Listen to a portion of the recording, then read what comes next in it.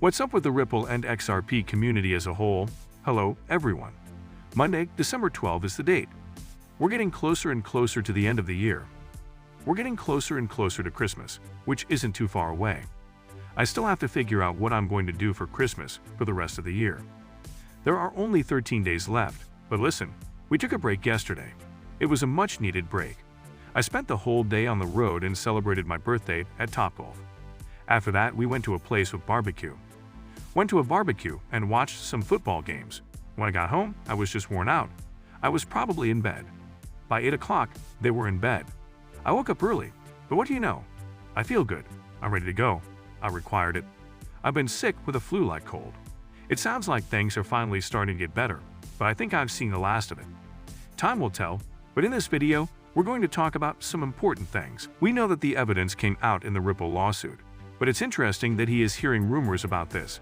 I'd love to know what it is and where it came from, but only time will tell. The countdown to the end of the world is almost 3 days. Maybe the case is thrown out. Still, I think it will be over by the end of this year. Let's see. We can do nothing but wait, so I'm going to leave it at that. People, please listen to Washington and be nice to each other. Ben Winkle is out. I guess I'm a little late to the party, but we'll move on to the last SEC settlement, which people are starting to say will happen in about 3 days on Thursday. Very, very interesting. Since the beginning of the year, I've always said that I was sure this case would be over by the end of the year. I think that once Ripple got approval and permission from Bill Hinman to get those emails, that was the cherry on top, and the SEC would finally come sit down at the table. Sit down with Apple and tell them, listen, we know, and everyone here knows. We don't want those emails to be seen by other people. Let's find out what to do. What can we do to move things along? Let's put an end to this. We can both go on with our lives. I think it's getting close to that time. Is it really on the 15th? Who can say, right? No one is sure. On the 15th, we'll find out if it happens or not. If there are rumors, time will tell, but that's just another thing to look forward to this week, right? It's only a few days away. We're going to hear from Bank of America, who will explain how they think about gold and what you should do. We had Jay Clayton, who used to be the head of the SEC and hit a lot when he worked there, is now always coming out and going on CNBC to talk about the markets, cryptocurrencies, securities, and all this other good stuff. And then DTC, let's be clear, we're not. When we talk about DTC, we're talking about all the money. We're going to look at this and a new video they just put out this morning. They're going to talk about digital ledger technology, which means we're talking about cryptocurrencies. And we're going to look at the Project Ion and what they do, because I'm telling you, DTCC talking about zero settlement is a big deal.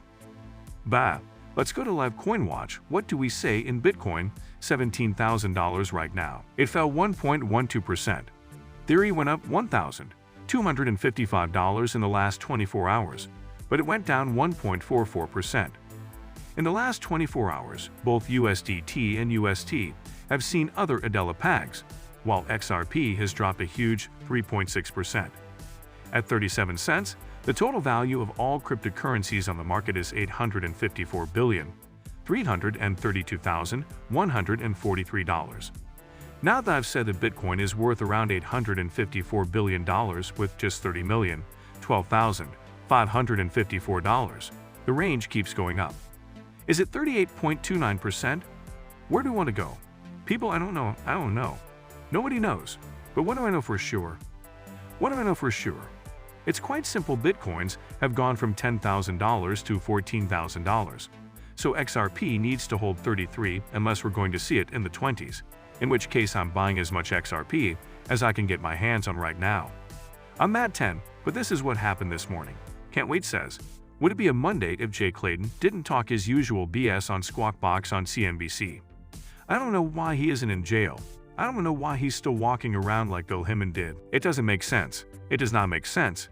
He watches these programs, and he hasn't been to many places. But it's interesting that he's already been on these channels and said, we need crypto regulations. We really need to clean up this market. We need rules and laws. Well, you were chairman for a long time, so you had the chance to lead the US to the promised land. You had the chance to come up with a regulatory framework and policy. A new friend of mine did nothing at all. I'm sorry, I need to clear my throat. So all of a sudden, he wants to go on there and act like he knows what's going on and what he's doing. I don't know if he or Gary Gensler is worse. It's a crapshoot, And then we find out that the value of the tribe's stable coin has dropped to its lowest level since June, when it should have been stable at $1, 97 cents less. It makes you wonder what's behind this. Why is it called a stable? It's clear that it isn't stable. Now, here's the news story we just released. This is a part of the movie Quarter Con. Hannah from DTC talks about how the FMI handles technological innovation throughout the trade lifecycle. Pay attention. She will explain how DLT fits into this method. The number of securities transactions that DTC handled in 2021 was worth $2.37 quadrillion. If you try to figure out how many zeros are in the quadrillions, you'll find that there are 237 quadrillion of them. So for more than 50 years, we've made it easy to clear and settle transactions involving U.S. securities, government securities, and mortgage-backed securities, and we fix them as income assets. This makes no sense. So take care of these streets. Exactly. So if you're talking about the SIFNOs, you should know that we run 3 of the 8 safe malls in the U.S. financial market. What does that mean then?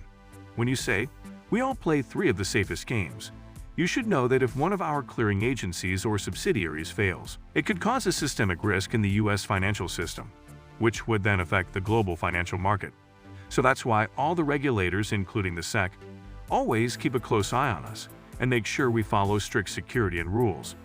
Do you remember that number? She said at the start. Did anyone hear it? 2.37 quadrillion is a big number. She's telling you how DTC will fit into the DLT approach, right? I'm telling you this because, so what's the point? Back in 2121, they'll tell you that this is the place to talk about money. DTCC is working on the IM platform development, Phase 5, which has been a successful pilot with the industry. So this is what they do. Let me summarize this article. They used to support a 2 to 2 day settlement, but now they support a T1 settlement, which is a 1-day settlement. And they went here to a 0, which is instant settlement. DTC is talked about, and how they'll be able to do this with this distributed ledger technology, as well as how distributed ledger technology is going to be able to do all of this. When it comes to rules, you can see how everything fits together. Everyone is all set. Everyone has tried it out, and everyone knows how to use DLT technology. All that they need is approval from the government to get out there. Now they've released a white paper that we've seen before. But what makes this very, very interesting is that as we move forward, we see that back in 2020, I wrote about DTCC projects that already used DLT technology, which makes a +0 alternative possible. So they knew this back in the year 2020. They built it and have been testing it for the past 2 years, almost 3. It's 0 o'clock, so they must be talking about an instant settlement. The condom says that yes, Project Ion is built with quarters to make a parallel to +0 settlement track for companies that take part. He says that neither Ripple nor XRP can be proven. But yes, there is proof that quarter settlers can't settle with XRP, which is very interesting. Just wait for I wait, I'm telling you. Right now, there is only one thing that can go in this space, and if you want to know what it is the clarity of the rules.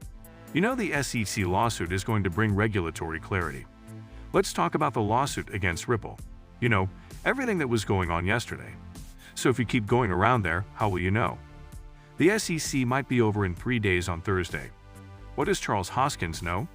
Is this all he does? I'll either tell you this or that. One of these two. Hoskins knows a thing or two. Or he is mentioned in XRP because he needs to build views. It's really that easy. Let's listen to his views here. On this one Ray Charles question, the SEC is following his rule for Cardano's 8. So the SEC king said they'd have to sue over it then, and there would be a long court battle that the foundation would have to go through. And there are no rules about rules. It's just an idea. And there's nothing in Cardano's history, from the beginning to where it is now, that feels like security. As for the fact that the network has no central point of control, etc., I think that if that happened, Ethereum and Bitcoin would also be considered securities, and they would be in an even bigger mess. Let me just say that's one of your wrong ideas. Look, if you compare your coins, Charlie, boy, in Japan, you had an ICO. I don't think that was forgotten. Right there, your ICO, which is a security, helps you raise money for the foundation. It doesn't matter about the SEC if that didn't happen to us. You won't be able to break the rules here, right?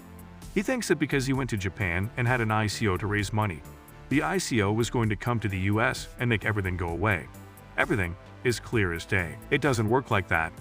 The SEC has shown and proven over and over again that this is not true. If you do an ICL, they don't care where it happens, and then you try to sell it to us investors. It has to do with security and making sure rules are followed. There's not much you can do, you know. Just about any Sunday, whoever the regulator chooses, there's a big fight, $100 million is spent, and then there's another Sunday. It's mean and nasty, and there are a lot of bad feelings. Sometimes people win, and sometimes they don't. I've heard that the Ripple case will be resolved on December 15, and we'll just have to wait and see. And that could be bad for the industry one way or another. But you just have to keep going. Keep on moving forward. Charlie, boy, I hope you do well. We all know how shady Ethereum has been played, so I hope they don't go after any other currencies besides Ethereum.